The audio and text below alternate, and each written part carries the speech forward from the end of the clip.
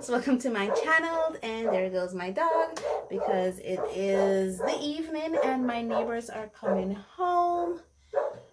What am I gonna do today? I was thinking of putting together another sketchbook because when I was segregating my sketchbooks, I finally got to do. It's not like I have a lot of sketchbooks anyway. I don't know why I make it seem like I have a whole mountain of sketchbooks, because I really don't.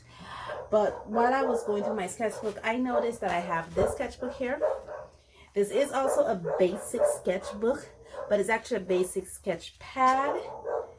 And I was looking at it and I thought I had completed it, but I did not. I actually do have some few pages, like maybe 10 or 20 pages. This was actually one of the first sketch pads that I got, and it has all my practice pieces in it. Literally, you know, when I was starting out, if you see there, yeah, all my practice pieces are in it.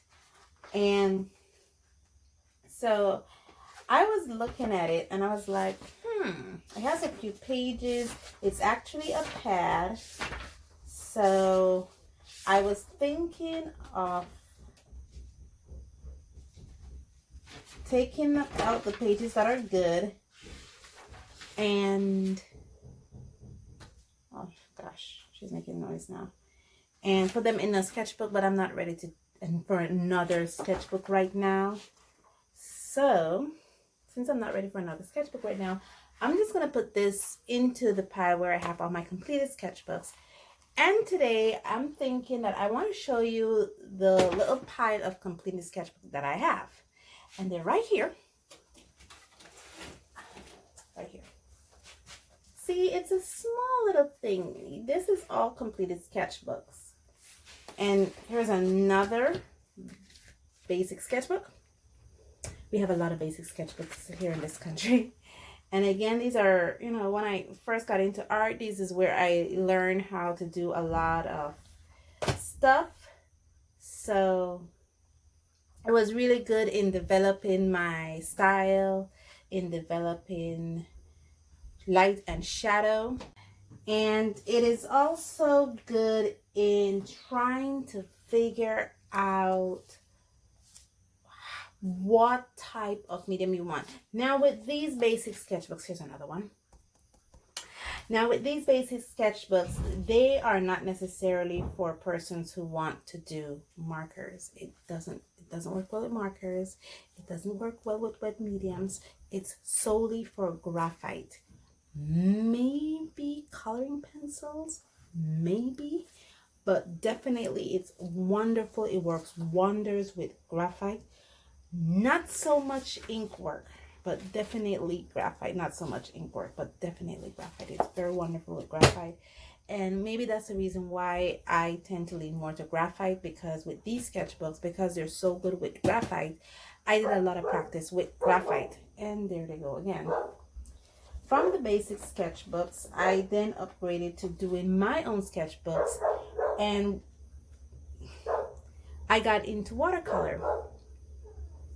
And one of the books, I have it here, this one, I called it a mixed media sketchbook because it was like a 90-pound weight book.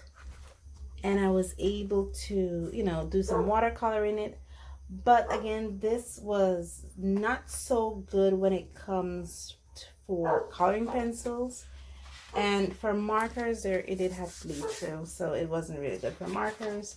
But again, you know, and streakiness. But again, I was developing an art style, and I like looking through these to see where I started, because a lot of these, especially these first 4 sketchbooks that I'm just going through, is where I started. And as I gradually went more into art, I got a greater appreciation for paper. One of the other tips, I know in one vlog I only gave 4 tips for when you're beginning art, but one of the tips, I think the 5th tip, the bonus tip I should have given, was that you gotta learn your surface. You really do. Your surface plays a big role when you're doing art. And I mean that your surface is instrumental. It is like, I would say it is 50% as important as the medium you choose to use, whether you choose to use graphite, whether you choose to use charcoal, whether you choose to use markers or coloring pencils, or even watercolor paint, oil paint, acrylic. Your surface is the 50% important in establishing and basically an appreciation for the art. And I learned that the hard way, believe it or not. I actually did learn that the hard way, because when I started out, I was using these basic sketchbook, and they're basic. Basically, that's it. They're basic. And these cheaper surface, when I got to more high quality surface, I was blown away of how the medium moved and how it improved, and basically how the medium hold on to this surface. Now I'm comparing it to graphite, and even on this, graphite was so much better on a better surface than it was on this. And when it came to watercolor, again, the surface means so much. Compare Canson Excel to 100% cotton to 25% cotton paper. It is phenomenally, the watercolor is different. Even if you use cheap watercolor, like I'm thinking cheap like Prang, I'm thinking cheap like Paul Rubens, I use those, and it actually is different on cheaper surfaces than it would on 100% cotton, that it would on 25% cotton, that it would on Canson Excel.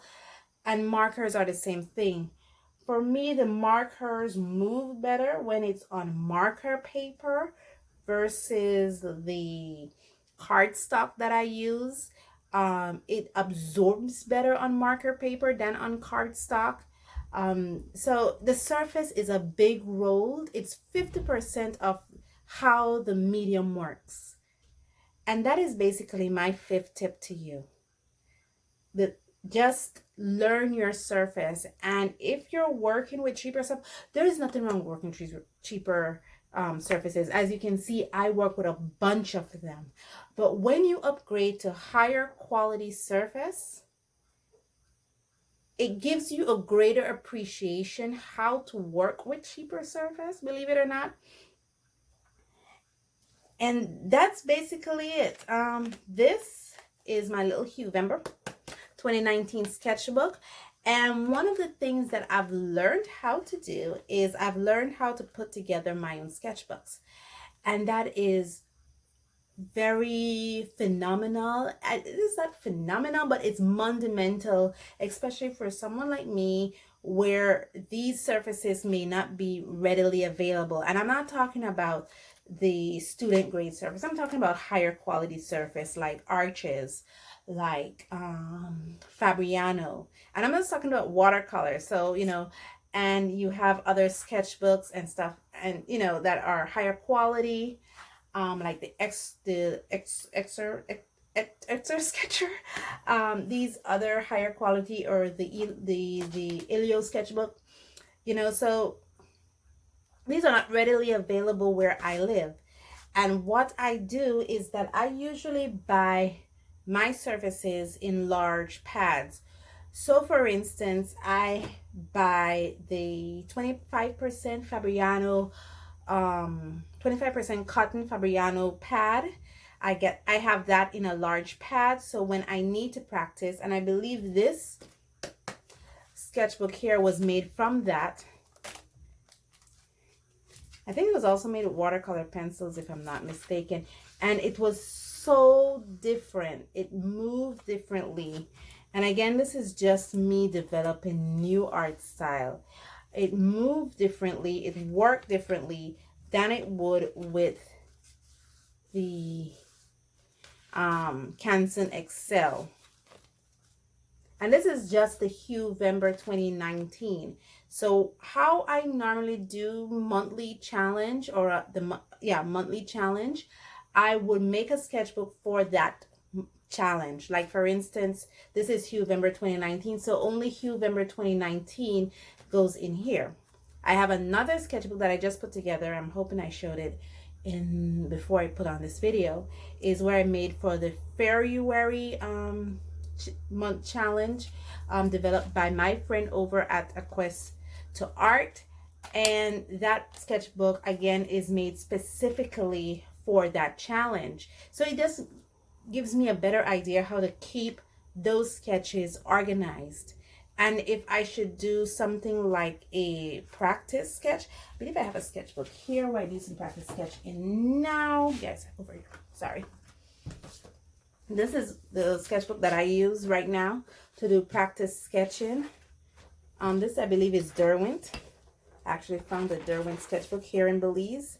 So I did some practice sketching, and basically I never stopped practicing noses.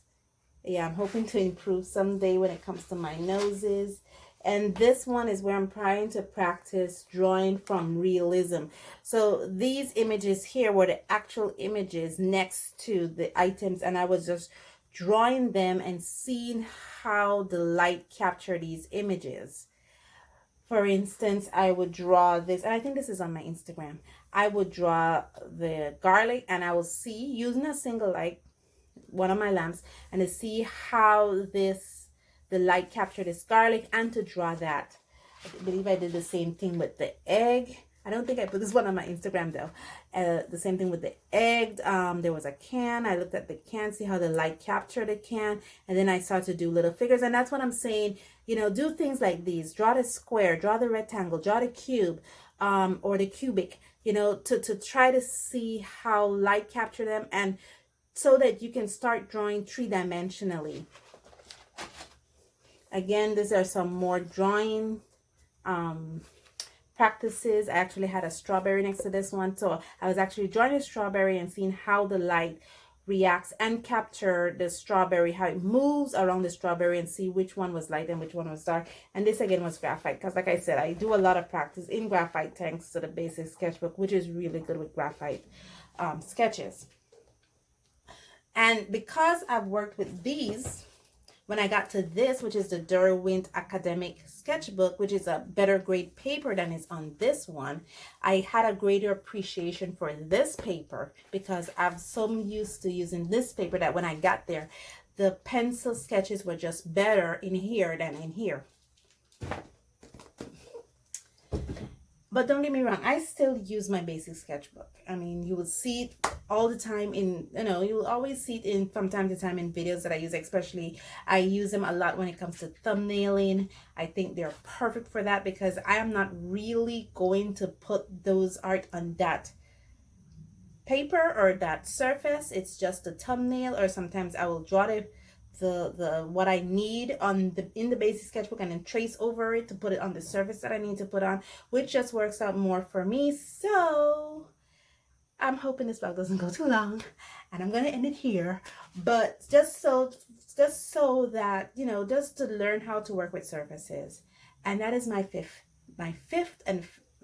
tip. It's not the final one, because I will be doing other vlogs where I will talk about other stuff that I've learned, because if I've learned them and it was free for me to learn, then I have no problem sharing it with you. So thank you so much for joining me on this journey. This is still a big journey for me.